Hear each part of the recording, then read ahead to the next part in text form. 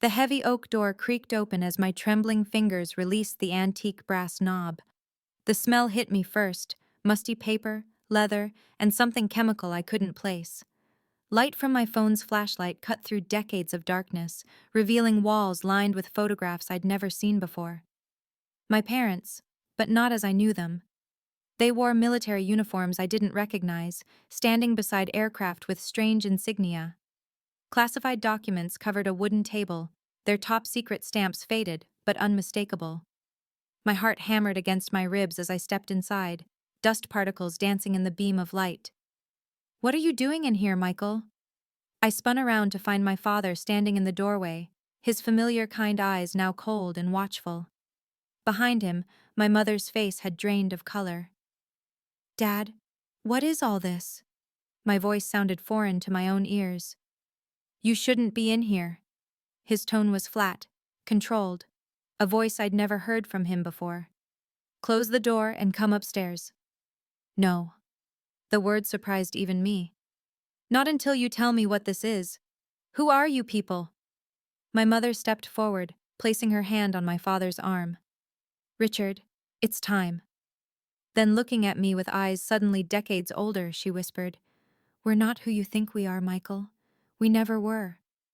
In that moment, standing in their secret room at age 35, I realized my entire life had been built on a foundation of lies. The ordinary suburban parents who raised me, my gentle accountant father and kindergarten teacher mother, were strangers wearing familiar faces. And now, with my own daughter sleeping upstairs, I had accidentally uncovered the truth they'd hidden for over 3 decades. My father's shoulders sagged as he reached behind me to flip a light switch I hadn't noticed. Fluorescent lights flickered to life, revealing the full extent of the room. It wasn't just a few photos and papers. It was an entire operation center, preserved like a time capsule from another era. "We need to talk," he said, his Midwestern accent suddenly tinged with something foreign.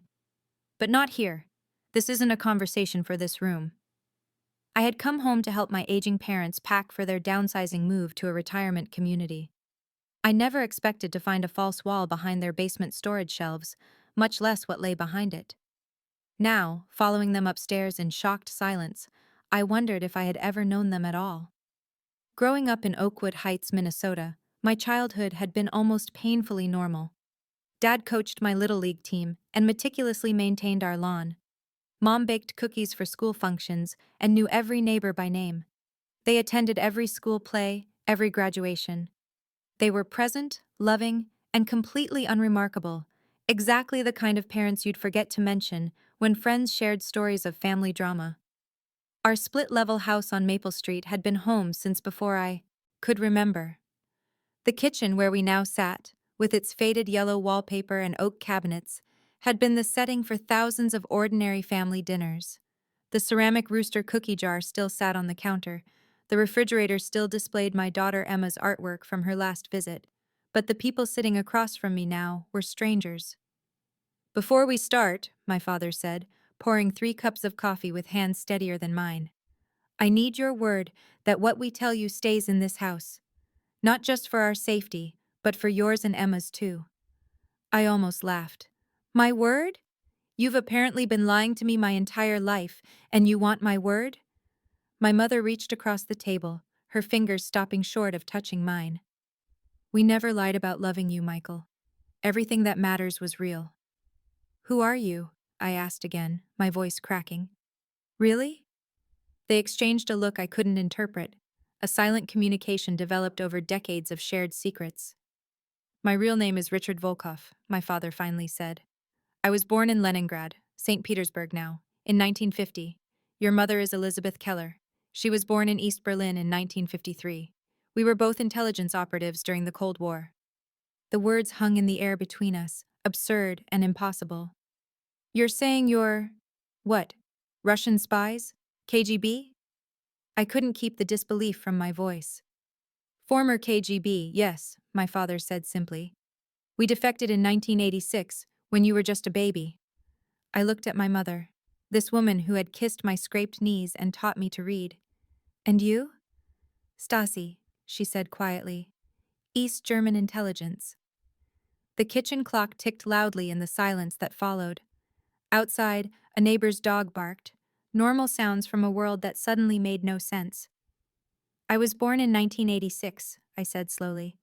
Are you saying I was born over there, in Russia? Another exchanged glance. No, my mother said. You were born here, in America, but not as our biological child. The room seemed to tilt. What are you saying? My father's voice was gentle.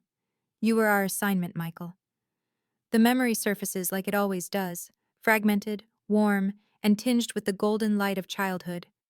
I'm 5 years old, and Dad is teaching me to ride a bike in our driveway. His large hands steady the seat as I wobble forward, his voice encouraging. You're doing it, Mikey! Keep pedaling! When I finally balance on my own, his cheer of triumph matches my own.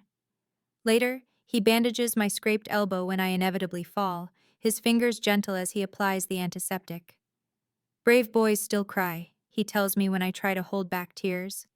Being brave isn't about not feeling pain, it's about continuing even when it hurts. Was that moment real, or was it calculated, a performance by a trained operative playing the role of an American father? Your assignment? I repeated, the word bitter on my tongue. What does that even mean? Mother, Elizabeth apparently, wiped a tear from her cheek. We were sent to America as deep cover operatives in 1984. We were given new identities, Richard and Susan Williams, and established in this community. Our mission was long-term intelligence gathering. But something changed, my father continued. In late 1985, our handlers informed us that our cover would be strengthened by having a child.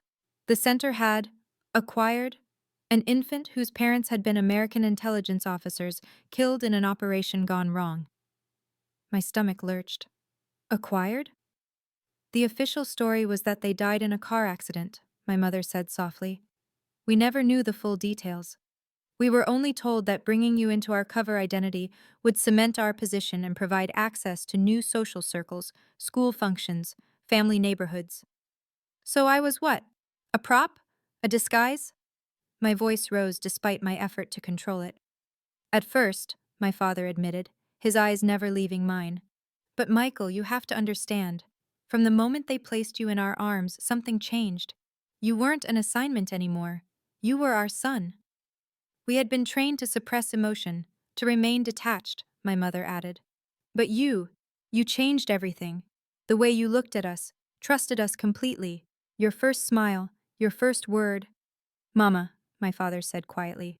Your first word was Mama. You said it on December 12th, 1986. It was snowing outside. The precision of the memory struck me. These people, these strangers, remembered the exact date of my first word. We started questioning everything, my mother continued.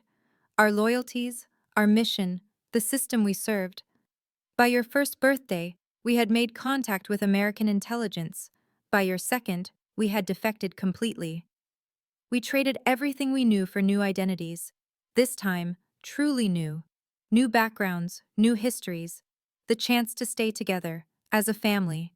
To keep you. I stood up abruptly, my chair scraping against the linoleum floor. I need some air. Neither tried to stop me as I walked out onto the back porch.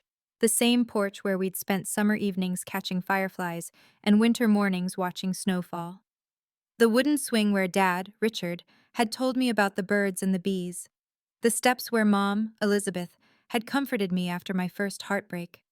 My entire identity had been a contingency plan in some Cold War operation. My real parents, whoever they were, had died serving their country, never knowing their son would be raised by the very people they had fought against. Through the kitchen window, I could see them sitting exactly where I'd left them, hands clasped together on the table, waiting. Not running, not hiding, just waiting for me to process a truth they'd carried for 35 years. I thought about Emma, asleep upstairs in my childhood bedroom, my beautiful, innocent 9-year-old daughter who adored her. Grandparents.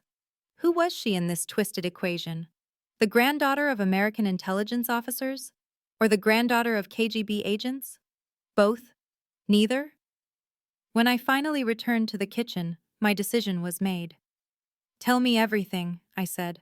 Not just about your past, but about my real parents, too. I deserve to know where I came from. My father, Because despite everything, that's still who he was to me. Nodded slowly. We'll tell you what we know. But Michael, you should understand something. We made a choice all those years ago. We chose you over country, over ideology, over everything we had been raised to believe. We chose to be your parents, in every way that matters. We've lived with the fear for 35 years, my mother added. Fear that our past would find us.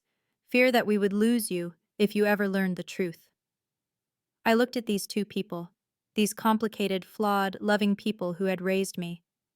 I don't know what to feel right now, I admitted, but I'm listening. The days that followed were a blur of revelations and adjustments. By silent agreement, we maintained normal routines when Emma was awake.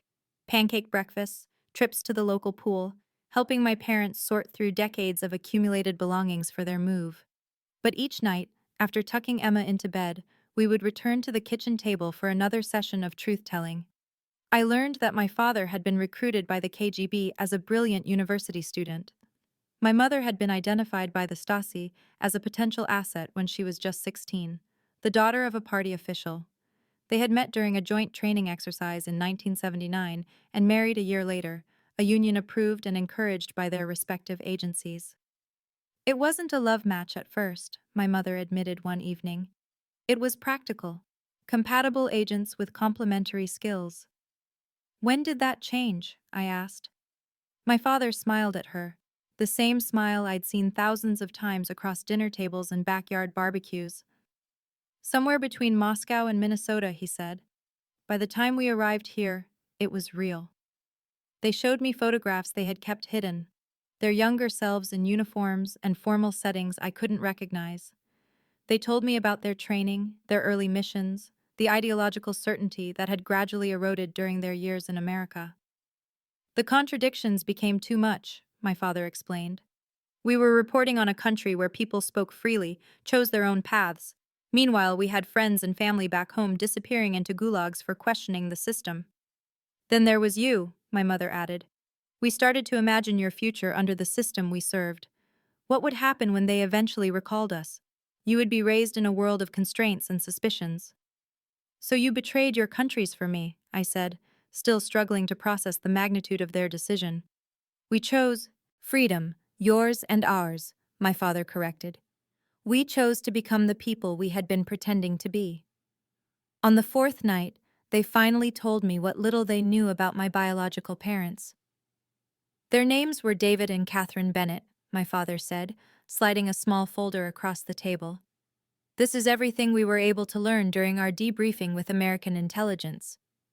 Inside was a single photograph, a young couple smiling at the camera, the woman holding a tiny bundle that must have been me.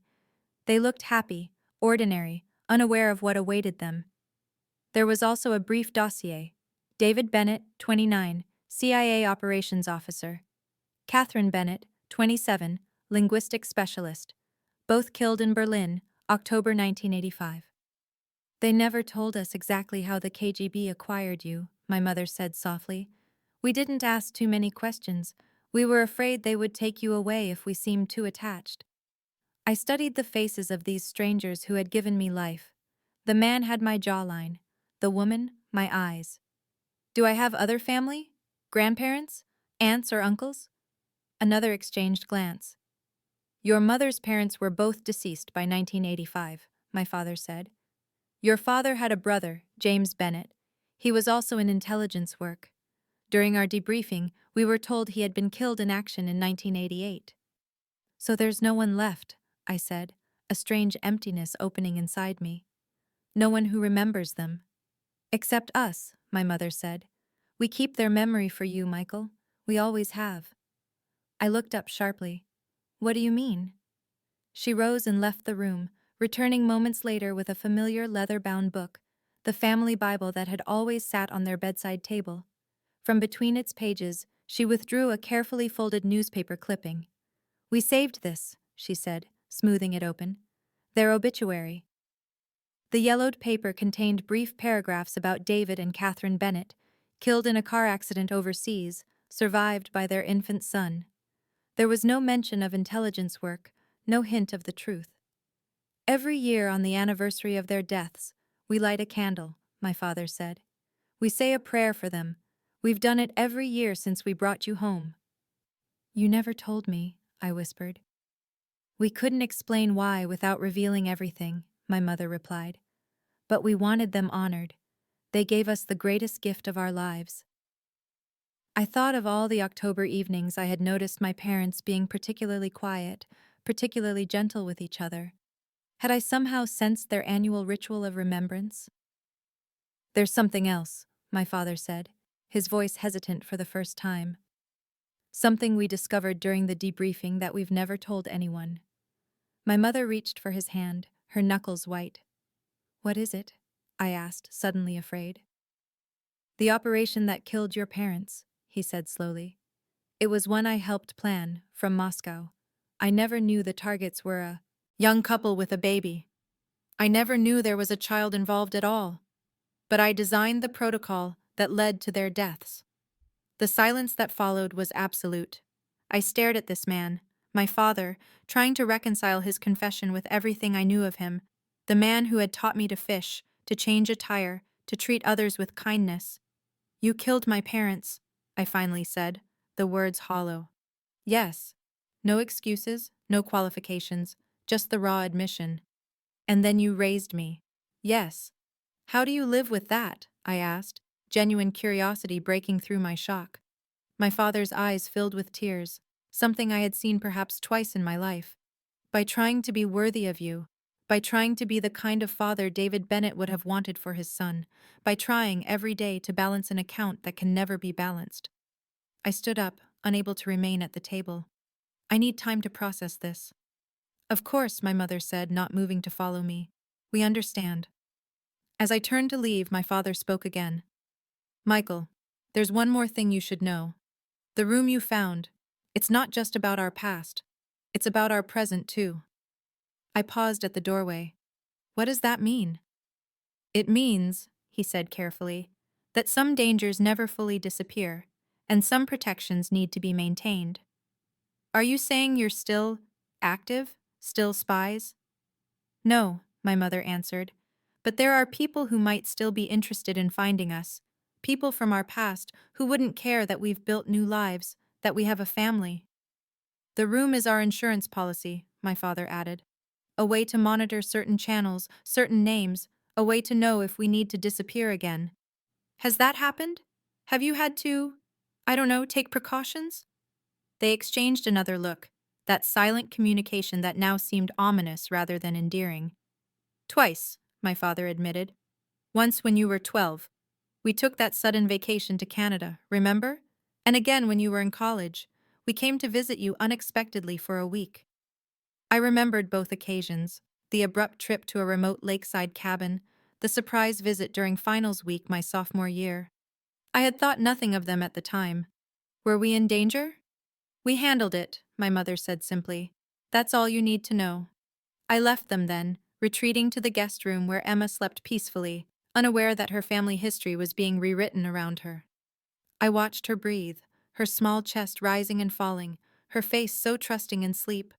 I understood, suddenly and completely, why my parents had made the choices they had. For her, I would rewrite the world too. The morning brought no clarity, only a strange sense of displacement as I moved through the familiar routines of breakfast and coffee in a house that now felt like a stage set.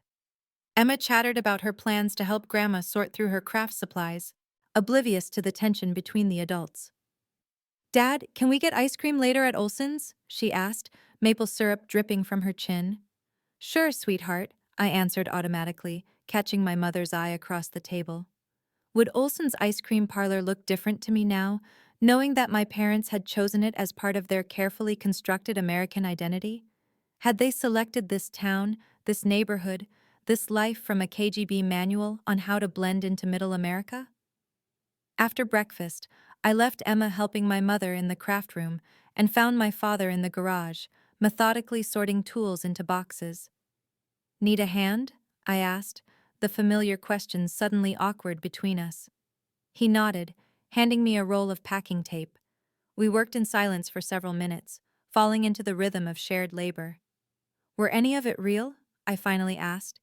The accounting job, Mom's teaching career, Was it all cover? The credentials were falsified at first, he admitted. But the work was real. I learned accounting through correspondence courses during our first years here. Your mother had actually trained as a teacher in East Germany, though her American certification came through back channels. And the neighbors, the friends you've had for decades, do they suspect anything? No, he said firmly. We became Richard and Susan Williams completely. In many ways, our cover identities fit us better than our original selves ever did.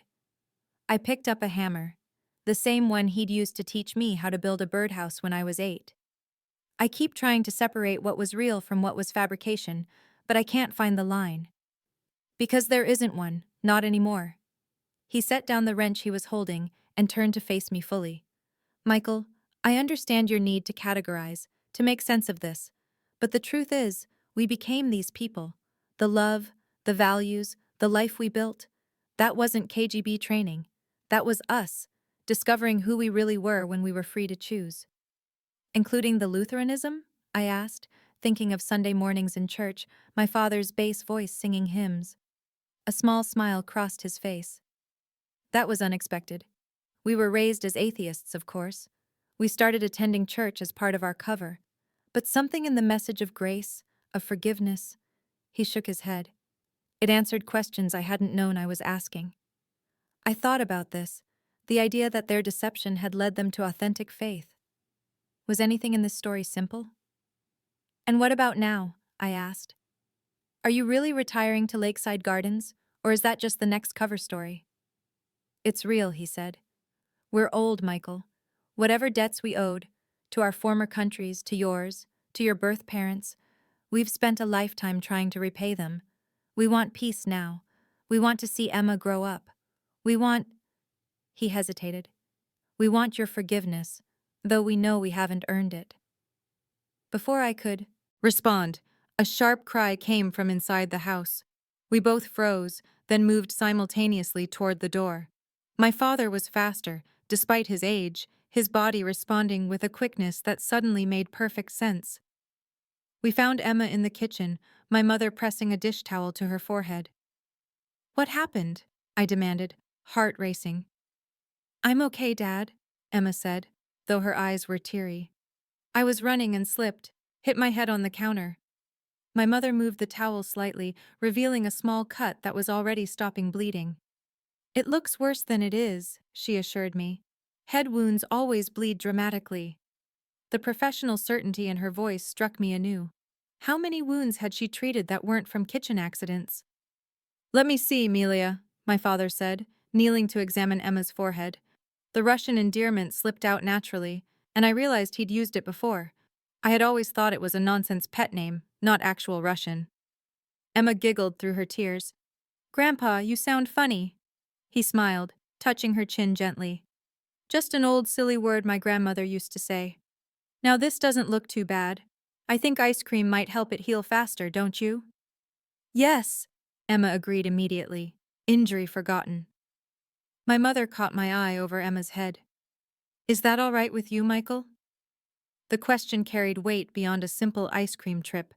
She was acknowledging my authority, my right to make decisions about my daughter now that I knew the truth. Sure, I said, making a decision. In fact, why don't we all go? The relief on their faces was palpable. This small family outing, this normal, everyday activity, was my first gesture toward whatever our relationship would become now. Olson's ice cream parlor hadn't changed since my childhood. The same black and white checkerboard floor, the same red vinyl booths, even old Mr. Olson still behind the counter, though his hair had gone from gray to white. As Emma deliberated between chocolate chip and Rocky Road, I watched my parents, these complicated, layered people who had raised me. My father helped Emma count out her allowance to pay for her own cone, teaching responsibility as he always had. My mother chatted with Mrs. Olson about their church's upcoming bake sale, her Minnesota accent perfect after decades of practice. They were Richard and Susan Williams, pillars of the community, beloved grandparents, and former Soviet bloc spies who had once moved in shadows I couldn't imagine. Dad, can I go say hi to Kaylee? Emma asked, spotting a classmate from her last summer visit. She's over there with her mom. Stay where I can see you, I reminded her, watching as she skipped across the parlor. When she was out of earshot, I turned to my parents. I have questions. About the room, about the precautions you mentioned. They nodded, expressions turning serious. Are we in danger now? Is Emma? No, my father said firmly. We've maintained our monitoring protocols for decades. There's been no activity on any of the channels we watched since 2007. What happened in 2007? An old colleague surfaced in Chicago, my mother said. Not looking for us specifically, but getting too close geographically. We anonymously tipped off American intelligence about his presence, and he was handled. I didn't ask what handled meant. Some details were better left unexplained. And the room itself, why keep it all? Why not destroy the evidence? Because information is survival, my father said simply. The materials in that room represent our insurance policy. Names, dates, operations, leverage if we ever needed it. But you said you traded everything you knew when you defected. Everything relevant at the time, my mother clarified. But intelligence work is built on relationships, on personal details. We kept certain information private, things that would only have value in specific circumstances. Like if your past caught up with you, I said, understanding. Exactly, my father confirmed. We never wanted to use it, but having it meant we could protect you, no matter what. I thought about the room with new understanding, not just a repository of their past, but a safeguard for our future, a parent's ultimate contingency plan. There's something else, my mother said, glancing to make sure Emma was still occupied. Something in that room that belongs to you. To me? Information about your birth parents, my father explained. More than what we showed you. Details we've gathered over the years, through channels we maintained. You investigated them? I was surprised. Why? Because someday we knew you might want answers we couldn't provide, my mother said. Because they were part of your heritage, your history. Because… She hesitated. Because we owed them that, my father finished. A debt that can never be fully repaid, but one we've tried to honor nonetheless. I looked across the ice cream parlor at my daughter, laughing with her friend, completely secure in her understanding of who she was and where she belonged. Would that certainty be shattered for her someday, as mine had been? I don't know what happens next, I admitted. I don't know how to integrate who you really are with who I thought you were. We are who you thought we were, my mother said quietly. We became those people, Michael. The only difference is that we chose this life rather than being born to it. And the lies, the hidden room, the constant vigilance? The price of our choices, my father said. A burden we never wanted to place on you. Emma returned, ice cream smeared across her chin.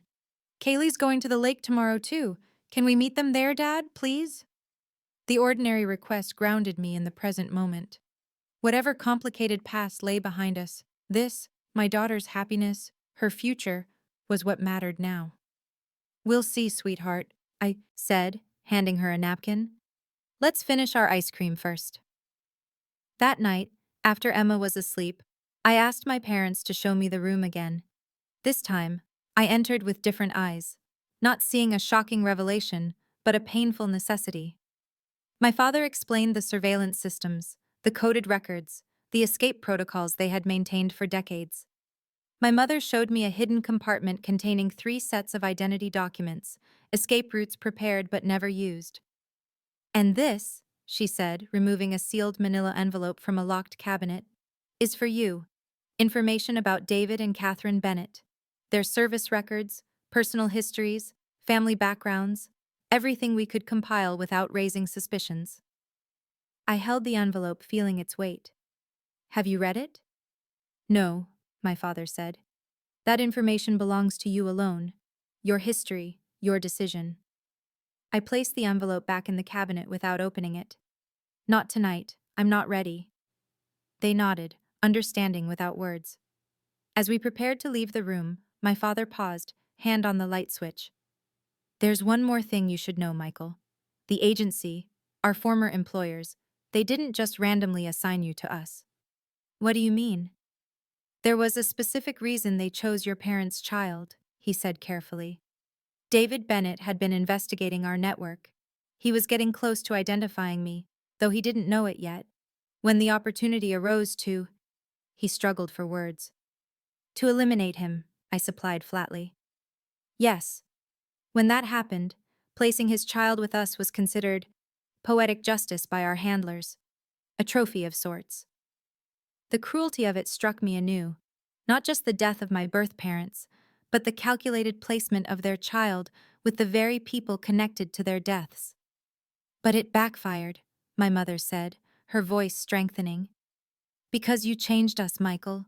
Raising you made us question everything. Loving you made us human in a way the system had tried to train out of us. So I was both victim and salvation, I said, the paradox almost too much to comprehend. You were innocent, my father corrected. The only innocent in a world of calculated cruelty, and that innocence saved us all. We left the room, closing the door on decades of secrets. But as we ascended the stairs to the main floor, I realized the past would never truly be locked away again. It was part of us now, acknowledged, exposed, integrated into whatever future we would build.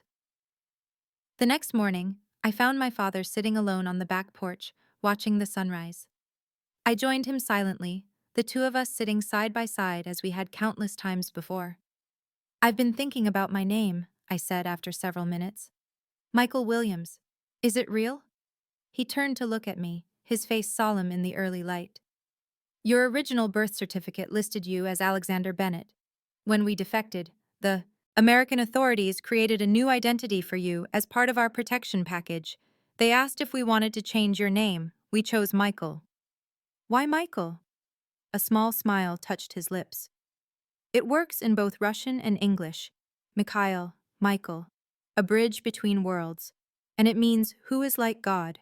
A question, not an answer. We hoped it would give you room to become whoever you needed to be. I considered this, the careful thought behind even my name. And my middle name? James? After your father's brother, he confirmed. A small connection to your birth family that wouldn't raise suspicions. We sat in silence again, watching as the neighborhood came to life around us. Sprinklers turned on, a newspaper delivery car passed, birds called from the maple tree that had shaded this yard for 30 years. I don't know if I can forgive you, I finally said. Not yet, maybe not ever, completely. But I understand why you made the choices you did, and I believe you love me. We do, he said simply. More than you can know until Emma is grown, more than we ever imagined possible. I need time, I continued, to process everything, to decide what this means for our relationship going forward, to figure out what, if anything, to tell Emma someday. We understand, he said, his voice steady despite the pain I could see in his eyes. Whatever you decide, we'll respect it, even if... He couldn't finish the sentence. Even if I decide to distance myself, I completed for him. But I won't do that, Dad. The word felt strange on my tongue now, loaded with new meaning, but still true. You are my parents. That hasn't changed. How I understand that relationship has changed, but the relationship itself, that's still real. Relief washed over his features. Thank you, he whispered. I'm going to take that envelope, I decided. Read it when I'm ready. Learn about the Bennetts, about my biological heritage. But that doesn't erase the life we've shared. He nodded, eyes bright with unshed tears. And I want you to dismantle that room, I added. Not destroy the information. I understand why you've kept it.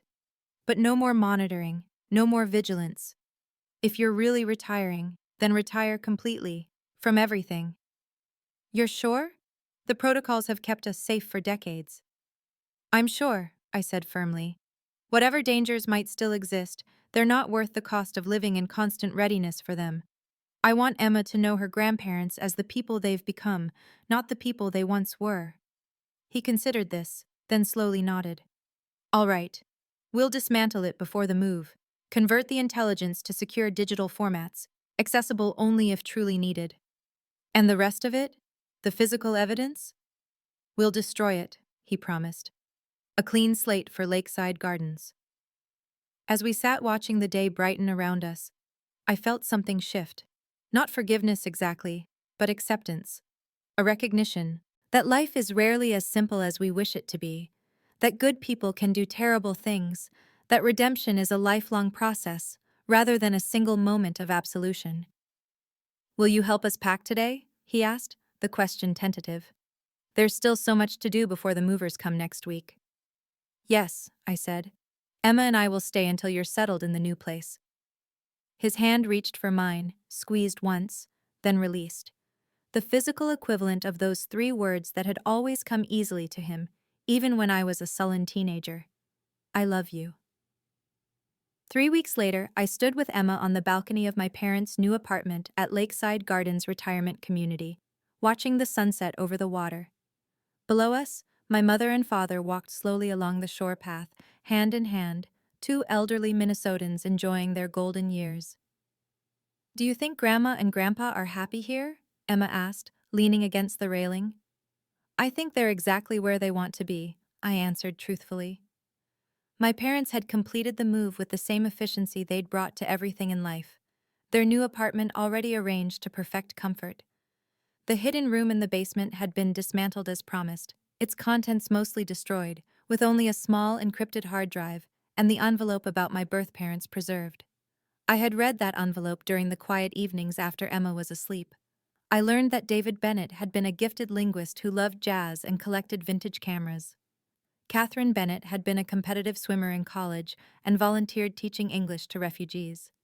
They had met during training at Camp Peary, married after a whirlwind romance, and been delighted by their surprise pregnancy just a year later. They had named me Alexander after Catherine's grandfather. They had lived in a small apartment in Georgetown.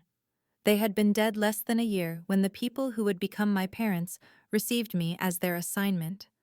This knowledge sat alongside my childhood memories, fishing trips and school plays, Christmas mornings and summer vacations. 2 sets of parents, 2 histories, somehow coexisting in one life. Mine. Dad? Emma's voice pulled me back to the present. Can we get ice cream from the cafeteria? Grandpa said they have butter pecan. Sure, I said, following her inside. Let's bring some down to Grandma and Grandpa, too. As we walked through the apartment, I noticed my father's worn leather Bible on the bedside table, open to Psalm 32.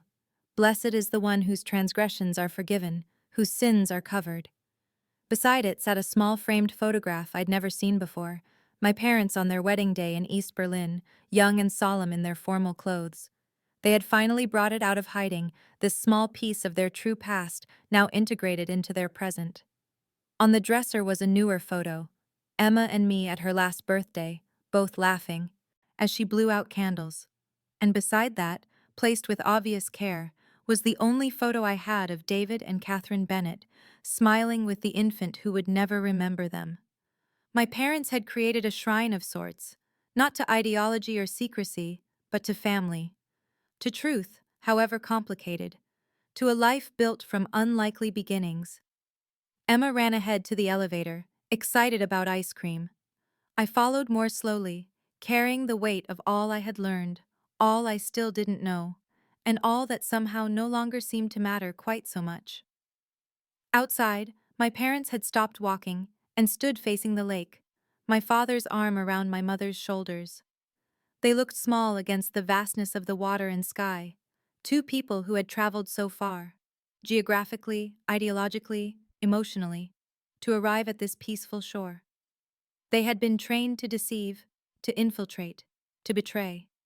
Yet somewhere along the way, they had found a deeper truth. That love, freely chosen, is the most powerful force in any ideology. That family, however it forms, can redeem even the darkest beginnings. I joined them at the shoreline, Emma running ahead to present her ice cream discovery. As the 4 of us stood together watching the last light fade from the sky, I felt the fragments of my fractured history begin to settle into a new pattern. Not perfect, not simple, but wholly mine. Beautiful evening, my father said quietly. Yes, I agreed, looking not at the sunset, but at my daughter's face, alight with joy as she shared her treat with the grandparents she adored. It really is. And in that moment, I understood that some questions have no simple answers. Some truths cannot be fully reconciled. Some forgiveness happens not in a single moment, but across a lifetime of small choices, day after day, year after year. The hidden room was gone, its secrets either destroyed or transformed into something new. But what remained, what had always been real, was this: a family, standing together as darkness fell, facing whatever came next with the hard-won knowledge that love, even imperfect love, even love born from deception, can still light the way home.